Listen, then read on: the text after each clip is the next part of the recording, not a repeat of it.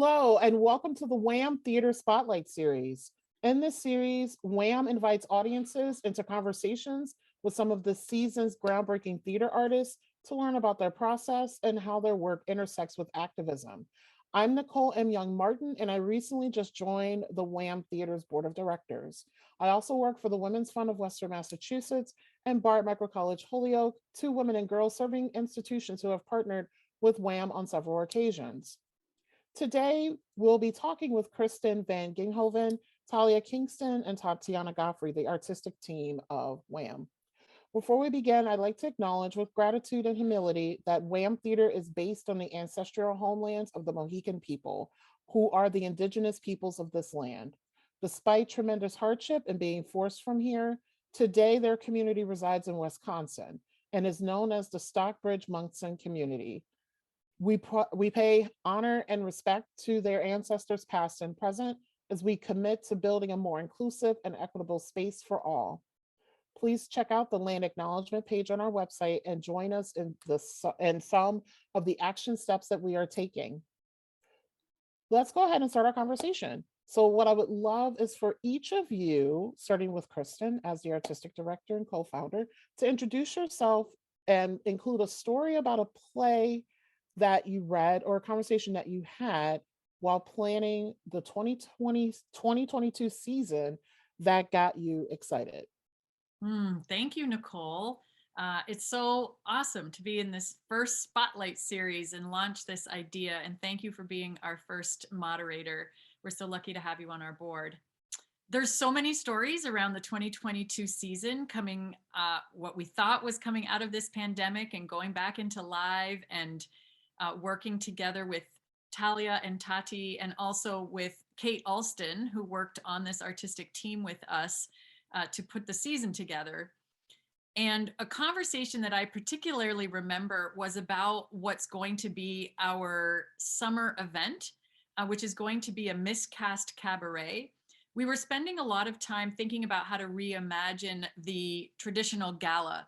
It no longer felt in line with WAM's values to present a more traditional gala that we have done in the past. And we were trying to figure out how can we reimagine that. And our managing director, Molly Merrihew, had this idea of a Miscast Cabaret where it would be a really joyful, fun evening where our Wamily could reunite after a couple of years of being away from one another, in terms of being in real life. And we could really enjoy an evening of fun at the theater. And Talya knew about this MCC Miscast Cabaret where Broadway singers would sing songs that they wouldn't normally be cast in, whether it was race, gender, size, shape, age. And so I remember being a little bit like, how is that a WAM idea? Like not really getting it. And then everybody else getting progressively more and more excited about this Miscast Cabaret idea. And then finally I sort of clicked and was like, yeah, this would be so fun. And that's going to happen at the Mahawi in Great Barrington on Thursday, July 7th. And so we feel really excited that not only are we reimagining what our benefit will be this year, it's also going to be a joyful opportunity for people to come and have a toe-tapping evening with this activism around being miscast in roles. And already when we start to speak to performers, people get like giddy with delight at the opportunity to sing some of these songs. So that's my story about the 2022 season. Perfect. Thank you so much, Kristen. And I would love to turn it over to Talya. Yeah, hi. So I'm Talya Kingston, I'm the Associate Artistic Director, and my job kind of melds artistic, casting and literary things with the community engagement and education. So I'm always thinking about how does this play serve our audiences? What are people in the community talking about that might be particularly relating to women and girls? And so I guess my story would be around the first reading of our season, The New Galileos by Amy Berryman.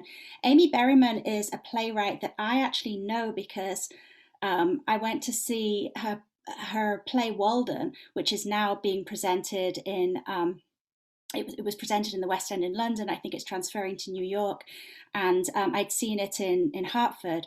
But I first saw it at the UMass New Play Festival here in Amherst, Massachusetts, and where Tati was working with her actually, and was really excited about her vision of setting plays in the near future and how we can illuminate science through that, like what's happening with climate change, what's happening with that kind of work. And we first were very excited about and revved up about Walden, and then we find this new play. I think we're the first theatre to actually do a reading of it, and it centers women scientists, and that excited me because it connected me with a sister organization that we've worked with before, the Flying Cloud Institute, and their Girls in Science program. And so we were able, like, what if we did a reading of this play and also connected it with Flying Cloud Institute and brought them to the play and did workshops around it, and all of a sudden pieces started to be put into place. And to do that and also to celebrate this new work by this astonishing female playwright was really great. So that was one of the slowly the pennies sort of drop into place. It's very interesting. Thank you. And then Tatiana, if you would like to talk a little bit about your story. Sure. I'm Tati. I'm the company dramaturg, and the story that I'm going to share, this happened on a few occasions, and I won't mention plays or playwrights, but there are a couple of plays that I just viscerally did not like. I was like, this is just bad. It's bad, bad, bad. Not a good play at all. And like, we read a whole bunch of plays that were really excellent, and like that made the season planning process difficult because we had a lot of excellent plays, and sometimes we read plays that were not great. And just being able to say like, hey, we have to have a conversation. I know that there's a little bit of excitement around this play, but I think it's bad. Please hear me on this when I'm saying, oof, we can do better. And you were always right. You were always right. We could definitely do better. I think all of us appreciate that. I think all of us had our hearts broken a little bit with plays that we brought to the group, and we're like, this is great, and everyone was like, I don't see it. So I think there was a little bit of that, which is why it was so great to have a group, because we were able to, when we had consensus, we were like, oh, there's something here. And I think that's a great segue into my first question for the group is, can you talk a little bit more about the process in selecting the season, how you incorporated the Wamily in the process, and how did you get to what we have for the fall? Talya wrote a beautiful blog about this, which is on our website, and it's titled A Season to Gather Around. So I encourage folks to check that out in that section. But I'll start us off, and then Tatiana and Talya, if you can jump in. I was inspired by Priya Parker wrote a book called The Art of Gathering. And Priya Parker is somebody that I follow as a thought leader. And she posed a question in a newsletter or something of hers that I read, which was, how can we reimagine the art of gathering in this post-pandemic world? What do we want to take with us from before pre-pandemic times? And what are new things that we want to bring in? We have a once in a generation chance to rethink the art of gathering. So we started from that idea and went to a lot of different places. As current events happened, we thought we have to center the stories of women and girls. We have to center being in control of our own bodies as we looked at what was going on across America around women's control of their own bodies. We spent a lot of time thinking about thematically, what we wanted to, in terms of WAM post-pandemic, we wanted to deepen our collaborations with our partners, which resulted in being across Berkshire County with our different events, which Talya was really integral in making all that happen. So you can talk more about that. We wanted to really prioritize local artists and give as much opportunity as we could to artists who for the last couple of years haven't been able to work. We wanted to deepen our accountability work and ensure that we were continuing to dismantle the systems of oppression that are inherent in the process of theater making, and takes, experiment with a few new possibilities in our emergent strategy process. We wanted art that all four of us were really excited about, like plays that we were really, really excited about, and that we felt that we had the bandwidth to produce well, right? And that we could have the resources to produce well. So that's kind of where we started, and I'll pass it off to whoever of you wants to continue the story of how it came together. And in the past, one final thing, Talya and I used to kind of talk and figure out plays, and like that's how our season would become. And this year we involved more people in the process. So maybe Talya or Tati, you can continue on how that happened with the larger team and the internal readings and etc. Sure, I'll pick up that ball. I think, yes, really having four people who had four completely different points of view when it comes to producing was very helpful. So that was a framework that we were working in. And then all of the guidelines, both practical, thematic, and mission driven that Kristen just mentioned, led to us collecting plays. Like the season planning process, a lot of it is reading a bunch of plays, and they would be sourced by this team, the four of us, and we'd bring them to each other, say, hey, we're really excited about this. And if a few people were excited about it, we would give it to the entire artistic team. And that happened for months. Things that we were really excited about, we went to the larger staff and we brought in other stakeholders, and we would hold just readings aloud to hear what they would sound like in the space. And yeah, months of doing that, because sometimes rights aren't available. Sometimes we get excited and we're like, great, it's going to be a part of our season. And we realize that we can't even do the play. So that happened cyclically for a long time, until it slowly began to get solidified. And yeah, there was a lot of compromises, or things like plays that we were all excited about, that we really wanted to do, and that aren't a part of our season this season, and that we're hoping to do later. Yeah, we were also looking for balance in themes and the different voices and genres. A large thing that we encountered, a large problem that we encountered is a pandemic is still a thing that's happening, and it's been in flux. So when we're producing something in August, it's going to look completely different. The guidelines are going to look completely different. And all of those played roles in deciding what the season's going to be. Yeah.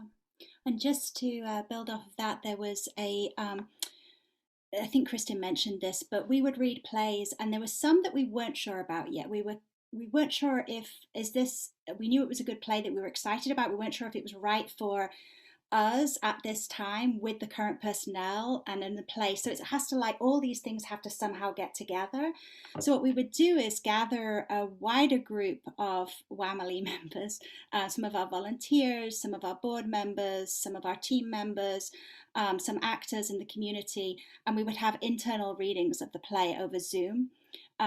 And then we would solicit people's opinions.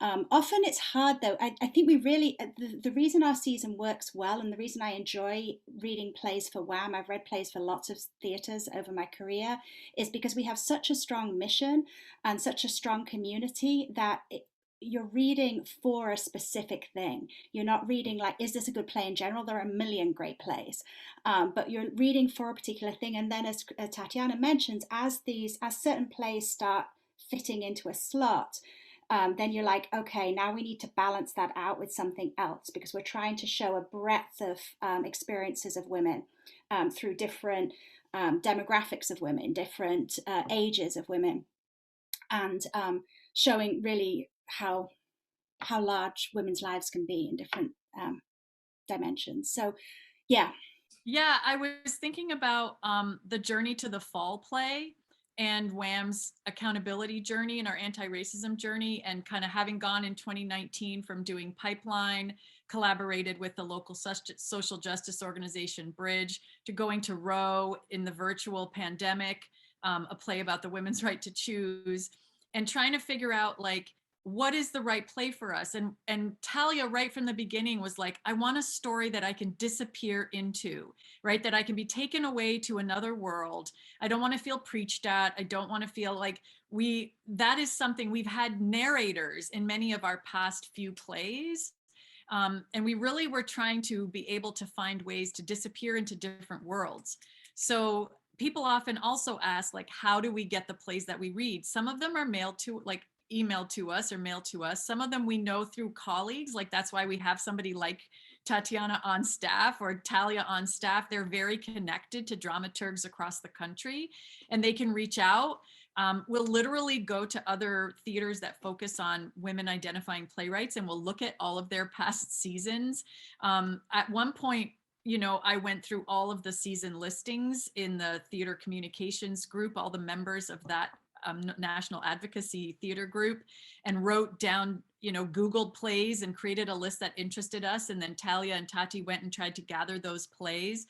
And then I think, Talya, you found Cadillac Crew in a catalog email that popped into your inbox. And we had been spending so much time being like, we want a play that has a mixed race cast. We want a play that touches on activism, but focuses centers women of color. We want a play where, we can look at it from a white person's perspective, but center, we had all these different things that we want to be drawn into a story, and we want to be able to gather in a new way.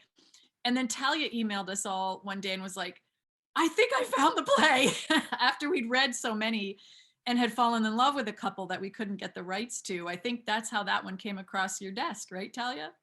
Yeah. Yeah. So some people are curious, how plays come to us, and they come from very different places. And then, of course, Tori Sampson is this extraordinary playwright. And when we read the play, we were all like, yeah, we held an internal reading, we collected survey responses and asked for the rights and actually got them. So I'm going to go back to something that Tati mentioned earlier, the whole oof, because I know what those plays can feel like. So Tati, can you tell me how a play can go from oof to maybe to yes for you to then pass off to someone else to consider? Wow, sure. There are things that I like aesthetically. I like things that are theatrical. If it's people standing and talking, that's a turnoff for me. So that's a thing. There's something about the use of language and thematically how the form and content are interacting with each other. I love it when playwrights are really smart about that, and when there are a lot of when the potential is obvious, but it's not fulfilled. I like that. That's something as a dramaturg that I can recognize and say, I see what they're working with here. And perhaps this is just not finished yet. It's a draft that needs a few more revisions. And there's some playwrights who work like that, who they finish a play, the play probably needs a couple of more drafts, but they're moving on to another project. And more power to them. I'm glad they have other projects to work on. But yeah, there were some scripts that we got that I was upset. I was upset that they wrote the play and that I had to read it. And if I feel like it, and I love plays and I love worlds and I love exploring them. And if I feel like reading a play, I misused my time, that's an indicator to me that it's not a play that I would be interested in working on. Nice, thank you for that. Because people don't understand the job that the dramaturg has. Literally, the dramaturg not only can help with script development, but the dramaturg can really help create the milieu for the season and also the audience experience too. So I give a lot of shout out to those who are trained in dramaturgy. The next question I have goes to Talya, who also has done some dramaturgy work. So how did you decide on the order of the season, and how did you select each venue? Because one of the things I love about the season is it's going throughout the Berkshires. Yeah, that was really important to us, going back to what Kristen said at the beginning about the art of gathering. Here we are coming back into space tentatively. some of us more tentatively than others. And as you probably know, WAM doesn't have its own space. We don't have our own space, so we get to match the space to the story in a way that can be really dynamic. So I was really adamant, because again of my twin responsibilities of community engagement and artistic, that we really do that this season, and not just to the space and the story should speak to each other, but also try and get into matching with some sister social justice organizations on these plays, so that the plays have resonance that go beyond the performance in that space. So, for example, I already talked about the new Galileos, which will happen at Berkshire Museum. We'll have the girls in science students at the performance, and Tatiana and I are going to do a workshop with them beforehand, and then doing it with Berkshire Museum while they have an exhibition on maritime stuff. I'm a little unclear as to exactly what it is going on at the same time, so people could come and make a day of it. They could come, they could see the museum, they could go into the show. The young people who are coming get that sense of like the breadth, the incredible wealth of opportunity in the Berkshires in bringing those people together. And it means, and collectively we have more power, right, than the sum of our parts. Going into Bright Half-Life, which is an incredible play. It's been kicking around the WAM Literary Office for a long time. We've all really liked it. I know Tati and I both really liked it from the beginning. And it's a play about two women in a their relationship, their romantic relationship, and their marriage and children, and going back and forth in time. To do that at Mass MoCA, which is a space that people are used to contemporary art, like to have a nonlinear story in there, felt good.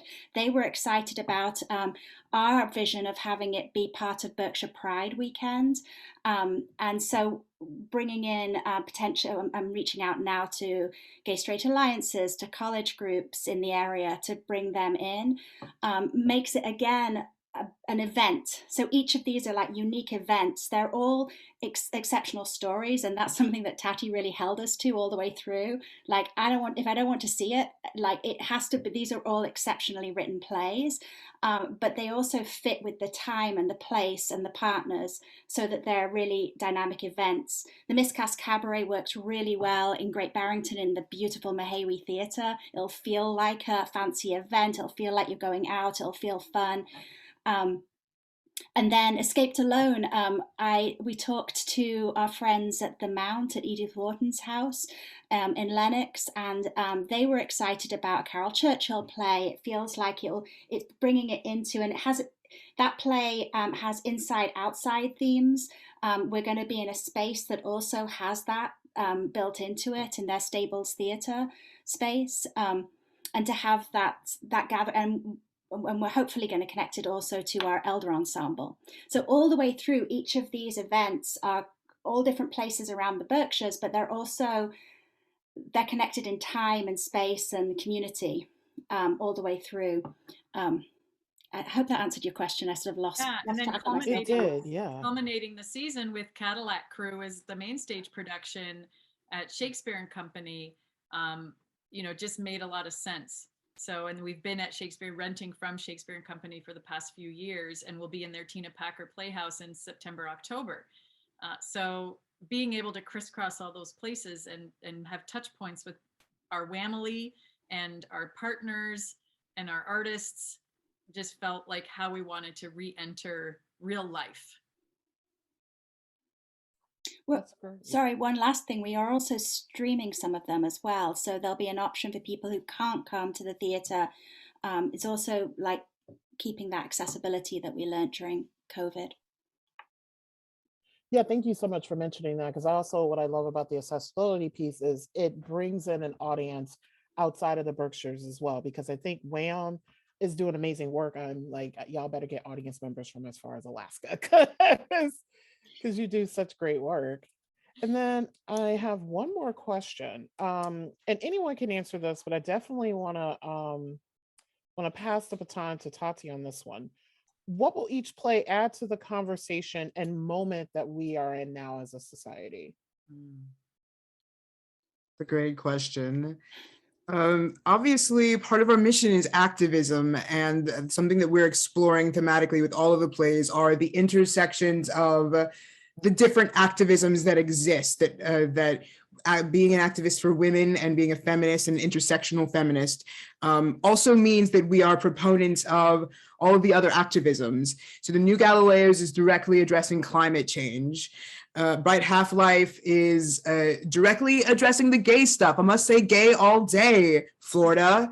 Escaped Alone, a piece of activism, is putting women on stage who are, the script calls for them to be in their 70s, learning from our ancestors and holding space for them and hearing them. And Cadillac Crew, it takes place during the civil rights era, and it is about the fight for civil rights. And it also takes place today and about the civil rights, the fight for civil rights today.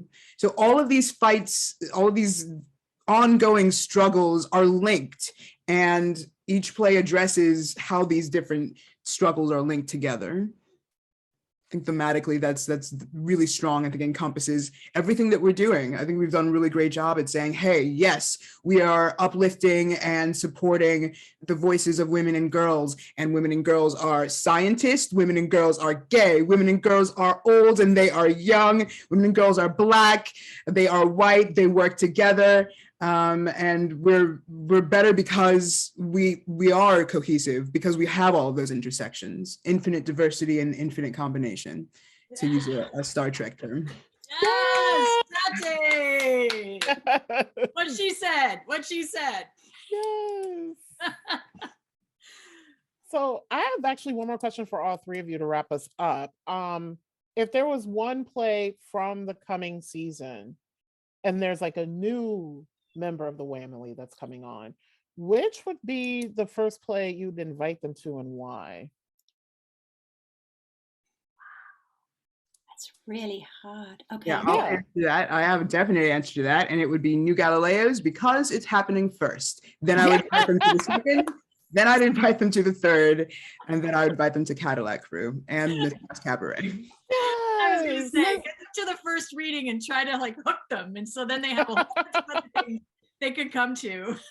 And they can come on the whole journey with us around the Berkshires through all these different spaces and people that Tati just described so brilliantly. Yeah, no, absolutely. I will say these are all brilliantly written plays. I am not guaranteeing that everybody's going to like all of them, because some of them, like the Carol Churchill play, Escaped Alone, is an absurdist play. And absurdism, like Kristen and I love absurdism. I think Tati does too. And I do too. Oh, okay. So the four of us are big fans, but not everybody does. I used to teach a class on theatre of the absurd, and I know this to be true. But I think it's so interesting that some people, you'd never go and see a movie and be like, oh, I hate that movie. I hate all movies. But there are people make that judgment for plays. Like if they go to a play and they don't like it or it's not their style, they're like out, like, oh, I don't like plays sometimes. Or and I think all these plays are very thought-provoking. I think we are already attracting some phenomenal actors. Let me tell you about the acting talent. We're going to be announcing some of them in a couple of weeks. And so it'll be worth it just to see those women on stage performing and in the spaces. And I think, just like I think you might not like all of them, I think there's going to be at least one that you're going to absolutely love. So I say come on the journey with us through the season. Nice. And I say come to see all of them, but especially for me, Churchill, because Carol Churchill has played such an amazing pivotal role. But also, this is me with my 2 degrees in theater. Like, she is definitely someone who is extremely, extremely important. And I'm also excited for Tori Sampson. She's a playwright I haven't heard of yet, so I'm really excited about Cadillac Crew. Yeah. That's that intergenerational thing, right? Carol Churchill is a classic of the older order. And Tori is also going to be a classic of the new order, and our season pays honor to them all. Very excited. So thank you all. Thank you, Kristen, Talya, and Tati, for allowing me to open up this year's series. And I'm very much looking forward to seeing you all in person. because I just have to figure out which play I'm gonna come to. I know I want to come to all, but it's just like, which days am I gonna show up? So Yeah, and you can yeah. stream the first one too, so it's the perfect in. Thank you, Nicole, for being our first moderator Yeah, thank you so much. of the Spotlight series. We have to do the hand motion, right, Tati? Yes, the Oh. spotlight. Yeah.